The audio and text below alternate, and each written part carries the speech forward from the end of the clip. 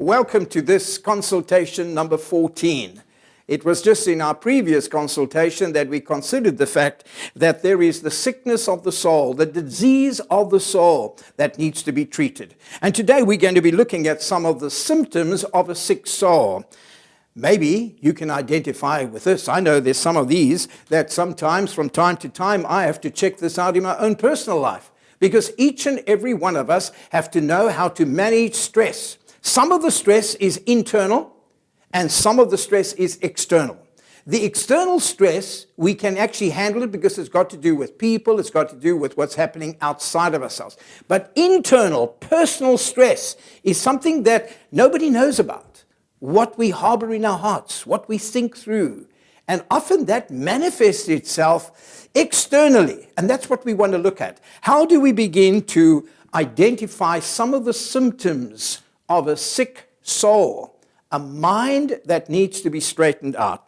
The first one, and that is, it is a very vague symptoms that I think often one has. I don't know why I'm feeling this way, people say. Yeah, it's just the way that I think. People have difficulty in putting into words and articulating their thoughts, and by putting into words how they're actually feeling. So they become very vague. Yeah, I'm not feeling right. I don't know why, this, that, and the other. And what we need to do is understand that some of the symptoms that we have is an emotional symptom that is unexplained. We can't explain it. We don't know why we're feeling the way that we feel, and we can't even put into words how we're feeling. So we are here to, in actual fact, identify some of the sicknesses of the soul, some of the diseases of the soul, some of those things that plague and trouble our minds. Now, one of the things that I find when I counsel a lot of people who are going through protracted stress is that they constantly feel lightheaded or dizziness. Like sometimes the room is spinning, sometimes the world is spinning, and they feel a bit lightheaded and dizzy. Other people actually explain a chronic fatigue. They're always tired. They go to bed tired, go to sleep tired, they wake up tired, they're tired during the day, tired in the evening. It's a chronic fatigue. And you can't really, the doctor can't really diagnose this, and there's no medical journal that will actually help you to pinpoint what's causing that chronic fatigue. But often, it is the byproduct and the result of the things that we are stressed about, the things that we are mulling over in our minds, and it manifests itself in the form of just being always tired emotionally. And then, of course, headaches. Many people suffer from migraines and headaches.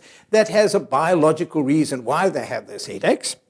But there are some headaches and some migraines that are not of a physical nature, but they are real because of emotional stress and discomfort that you just cannot carry the stress anymore, and you have these excruciating headaches, and you become non-productive because it's hard to be productive when you have a migraine of that nature. And then some of the other symptoms is a sense of incompetence. Anything you do is not good enough. And even if you do something to the best of your ability, you feel that you're not going to get the approval. You're not going to get the affirmation. You're not going to get the validation. So the sense of incompetence, you feel, I'm really not competent in any field. And you start beating yourself up. That's one of the signs of a symptom of a very, very sick soul. And then, of course, the sense of not meeting other people's expectations. When people actually ask you to do something, you become stressed and you feel that you're not going to meet the expectations. And even if you do meet the expectations, they don't tell you, wow, well done, you met my expectations. So you're always on a treadmill trying to meet other people's expectations of you. And then, of course, the other symptom of a sick soul is helplessness. You feel helpless. What can you do? It's also a sense of hopelessness. There's no hope for me. I don't think I'm ever going to work this out. And of course, because of all of these thoughts going through and all the stresses you go through, you start suffering from insomnia. Now, what is insomnia? Insomnia, we know, is actually deprivation of sleep, not being able to sleep. And therefore, our bodies need a 6 to 8 hour delta level sleep where you can go down and replenish the stocks. That's why God has created and designed us in such a way that our physical bodies and our minds need rest. And if we are not sleeping properly, we can sleep but not rest. Because what happens, and that is, unless we get to what is called a delta level sleep, we're not going to replenish the stocks. We're going to wake up the next morning feeling just as tired as what we felt when we went to bed. So those are some of the symptoms, and there are many more, but those are some of the symptoms of a diseased soul. That means there's something in your mind and something in your soul that is disturbing you. In our next presentation, we're going to be looking at how we can not only identify the symptoms, but diagnose the sickness and therefore try to alleviate you and others that you meet, your friends and your relatives who are going through these awful, awful, daunting challenges. So I want to encourage you once again, based on Isaiah 1:18, come, let us reason together. So be hopeful today.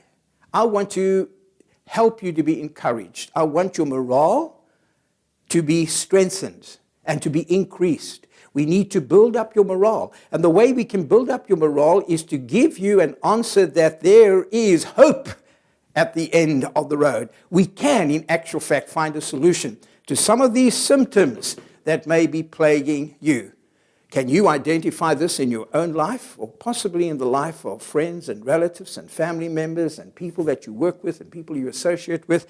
They speak about these particular symptoms. Well, we're going to present an answer to them. And we look forward to the next consultation number 15. Until then, God be with you, and keep reasoning with God, because God has a wonderful plan and purpose for your life.